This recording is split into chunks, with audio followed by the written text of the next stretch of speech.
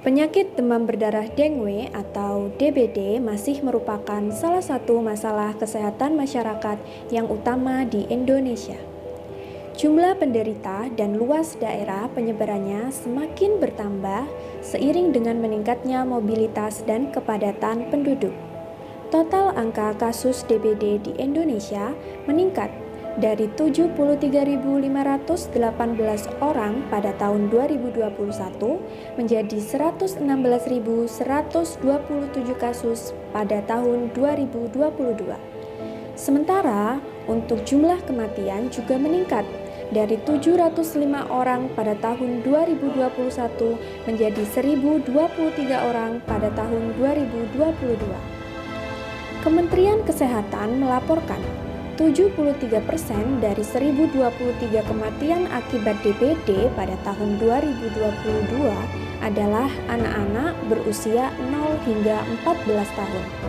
Karena itu, berbagai inovasi sebagai upaya pencegahan penularan diperlukan untuk menekan angka infeksi penyakit tersebut. Untuk itu, orang tua diminta untuk mewaspadai gejala DBD yang muncul pada anaknya. Apa saja penyebabnya, gejalanya, dan cara mengatasinya? Simak video berikut sampai selesai hanya di RSWH TV. Selamat siang dokter. Gimana nih kabarnya hari ini dokter? Baik, terima kasih Mbak. Selamat siang. Oke, bisa memperkenalkan diri dulu dokter? Selamat siang, nama saya Dr. Nenvi Graciawanto, spesialis anak. Saya dokter spesialis anak di Rumah Sakit Wates Husada Gresik. Oke, terima kasih perkenalannya dokter. Untuk topik kali ini nih dokter, kita akan bahas tentang demam berdarah. Yang mau kita tanyakan nih dokter, yang pertama DBD itu apa sih dokter dan penyebabnya itu apa sih? Baik, jadi infeksi dengue ini merupakan infeksi virus yang disebabkan oleh nyamuk betina dari Aedes aegypti dan nyamuk Aedes albopictus. Nah, nyamuk ini juga dapat menyebabkan penyakit chikungunya, Zika, dan juga yellow fever pada anak. Nah, jenis infeksi virus dengue ini dia memiliki 4 serotype, yaitu DEN1, 2, 3, dan juga 4. Nah, ini yang menjelaskan kenapa infeksi virus dengue itu dapat terjadi berulang pada seorang anak. Oke, begitu ya dokter. Oke, sebenarnya kalau misalkan virus tersebut itu menyerang ke anak-anak, berbahaya nggak sih dokter? Jadi infeksi virus dengue ini dia dapat menyebabkan berbahaya pada seorang anak karena infeksi virus dengue ini ternyata pada penelitiannya sepertiga yang terkena infeksi virus ini akan menyebabkan gejala terutama pada anak-anak. Jadi pada anak-anak dapat terjadi infeksi virus dengue yang severe atau yang berat gejalanya terutama pada anak-anak. Oke, jadi gejalanya itu bisa menyebabkan lebih berat lagi kalau pada anak-anak gitu. Betul, ya dokter? Iya. Oke, kemudian gimana sih dok ciri-ciri atau gejala kalau misalkan demam berdarah ini menyerang pada anak-anak? Jadi gejala dan tanda yang dapat dijumpai pada anak yang terkena dengan infeksi dengue ini yaitu demam. Nah, infeksi virus dengue ini dikenal juga dengan one entity syndrome. Jadi dia hanya kadang muncul gejalanya demam saja. Nah, ini yang bisa menyebabkan menjawab pertanyaan tadi dapat menyebabkan lebih berbahaya pada seorang anak. Nah, tipe demam pada infeksi dengue ini yaitu dapat terjadi namanya demam bifasik, di mana demam terjadi selama 2-5 hari, demamnya mendadak tinggi bisa sampai 40 derajat Celcius. Nah, gejala lainnya yang dapat menyertai yaitu timbulnya ruam merah, tapi ini tidak selalu muncul. Kemudian gejala lainnya juga adanya flu-like syndrome dan juga diare pada anak. Pada anak besar juga dapat mengeluh adanya nyeri perut dan juga disertai dengan diare. Oke, berarti untuk gejalanya sendiri tuh banyak ya dok, mulai dari demam, terus bisa juga ruam, diare juga. Nah, untuk orang awam mungkin bingung nih dok, kalau terjadi tanda-tanda tersebut itu kita harus ngapain? Bagaimana sih penanganan dari demam berdarah pada anak ini?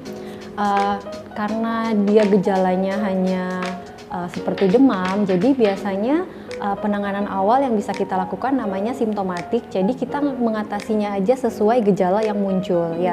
Jadi misalnya kalau ada demam, kita bisa berikan awalnya dengan pemberian obat demam. Begitu juga dengan gejala diare, kita juga bisa memberikan terapi diare. Yang pasti untuk pada anak dengan infeksi virus dengue yang kita pertahankan adalah kebutuhan cairannya setiap hari ya. Karena pada anak dengan dengue sering kita temukan anaknya itu malas minum, malas makan, lemes. Nah, itu yang bisa menyebabkan lebih berbahaya pada seorang anak. Karena itu biasanya pada anak yang dengan infeksi virus dengue kita menyarankan untuk dirawat di rumah sakit agar supaya kita dapat memonitor jumlah cairan yang masuk maupun yang keluar pada seorang anak.